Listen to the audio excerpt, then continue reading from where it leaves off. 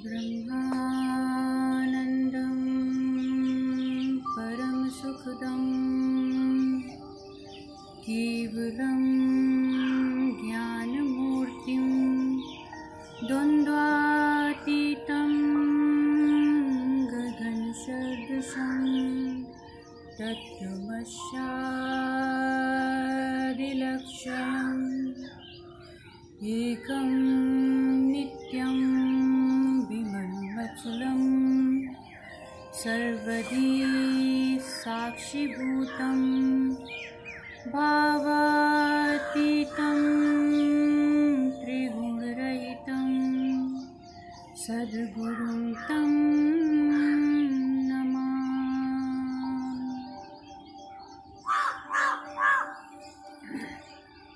मित्रों नमस्कार। योग साधना में आप सभी का स्वागत है। आज हम इस योग साधना की अगली क्रिया में भोजन के बाद सिर्फ एक ऐसा आसन है जिसे किया जा सकता है, जिससे हमारा डाइजेशन ठीक होता है, हमारी शरीर की समस्त व्याधियां दूर होती हैं। मित्रों, किसी भी आसन का प्रभाव शरीर के किसी एक अंग पे नहीं होता है, वो पूरे शरीर पे होता है। वो हमारी शारीरिक और मानसिक अवस्था पे भी निर्भर करता है। हम शरीर से यदि स्वस्थ हैं तो जो भी क्रिया हम करेंगे उसका हमें लाभ जल्दी दिखाई पड़ता है। हम मन से स्वस्थ हैं तो उसका लाभ हमें कई गुना दिखाई पड़ता है। तो आइए आज हम आसन में सबसे पहले करेंगे वज्रासन, जो भोजन के बाद अगर हम करते हैं हर दिन तो हमारे शरीर की समस्त विकार, समस्त व्याधियां दूर होती हैं।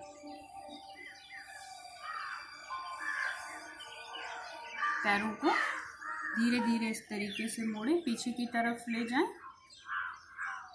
दूसरे पैर को भी मोड़ें।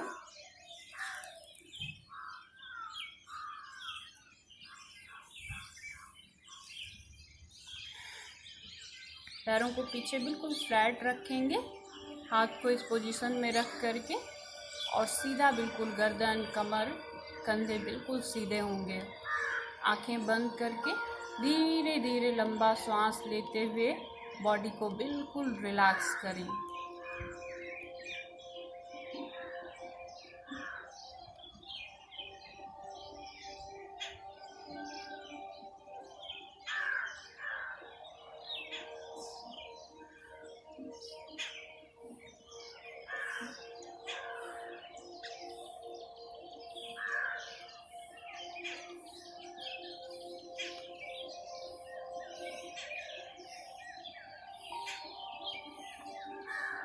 इस क्रिया को हम बढ़ा करके 1 से 2, 2 से 3, 3 से 5 ऐसे करके 10 मिनट कर सकते हैं, 10 से 15 मिनट।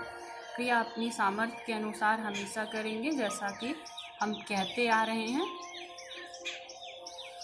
और अब अगली क्रिया करेंगे मंडूकासन। मंडूकासन हमारी नाभि चक्र को जागृत करता है। नाभि से एक ऐसी लिक्विड निकलती है जो बॉडी की रेजिस्टेंस पावर, इम्यूनिटी पावर को इम्प्रूव करती है। जिनको डायबिटीज़ है, डाइजेशन सिस्टम खराब रहता है, माइग्रेन पेन है, थायराइड की प्रॉब्लम है, किसी भी तरीके से मंडूकासन सभी में बहुत ही लाभकारी क्रिया है। दोनों मुट्ठी को बंद करें, अंगूठा अंदर की तरफ होगा, हाथों को अपनी नाभि के नीचे लगा लें और फिर सांस छोड़ते हुए धीरे से आगे की तरफ झुक जाएं। धीरे धीरे अपने सर को जमीन से लगाएं या गर्दन को सामने की तरफ रख के भी देख सकते हैं।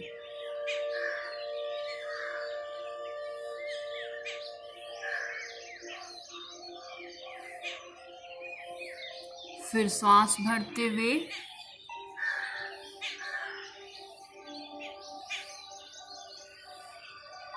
ऊपर की तरफ आए,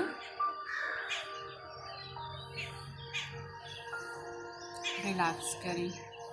क्रिया को 3 से 5 बार रिपीट कर सकते हैं।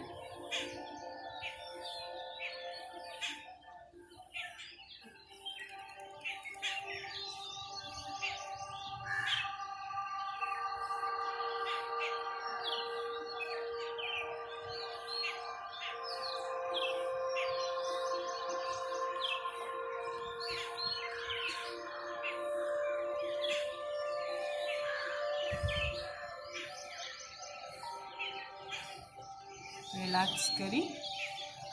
जितनी सहजता के साथ, जितनी सरलता के साथ करेंगे उतना ही लाभ होगा। लंबा गहरा सांस भरें, अच्छे से रिलैक्स कर लें। अगली क्रिया शशांक आसन। जिन्हें अस्थमा की प्रॉब्लम है, तनाव बहुत होता है या क्रोध बहुत आता है, उनके लिए बहुत ही अच्छी क्रिया है। पैरों में थोड़ा सा स्पेस बना के रखें। सांस भरते हुए हाथों को धीरे धीरे ऊपर की तरफ ले जाएं। पूरे शरीर को ऊपर की तरफ खींचें और फिर सांस छोड़ते हुए धीरे धीरे सामने की तरफ झुकते जाएं। सर को पूरी तरीके से जमीन से लगाएं।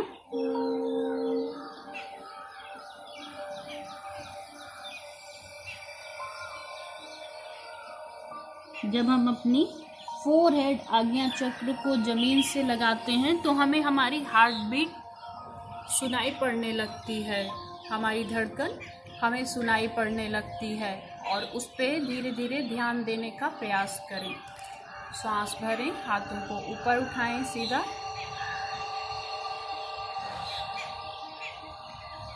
और फिर सांस छोड़ें।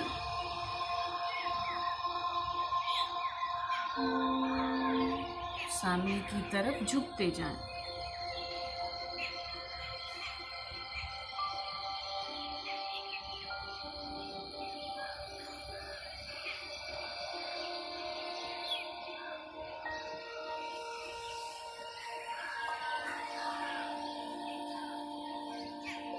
रिलैक्स करें।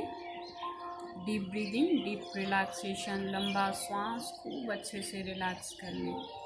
हर श्वास के साथ एक भाव है। शरीर के जिस अंग की क्रिया हो रही है उसमें जो भी तनाव, खिंचाव, सुख या पीड़ा हो रही है उसको महसूस करें और हर दिन अपने में एक नया परिवर्तन देखें।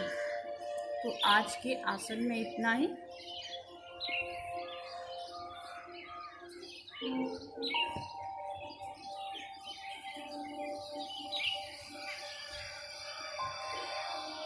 मित्रों, कल हम लोगों ने पतंजलि के अष्टांग योग के यम में अस्तेय की बात करी हुई थी। आज हम उसी के आगे क्रम में अपरिग्रह की बात करते हैं। यदि हमें बाह्य जगत या आंतरिक जगत की उस उच्च अवस्था को प्राप्त करना है तो हमें निर्भर होना होगा। हमें अपने भार को थोड़ा सा कम करना होगा। जब हम ऊंचाई पे जाते हैं तो स्वाभाविक सी चीज़ है कि हम अपने भार को हल्का करके ले जाते हैं कि कम से कम चीज़ें होंगी तो हम ज़्यादा से ज़्यादा ऊंचाई तक पहुंच सकेंगे।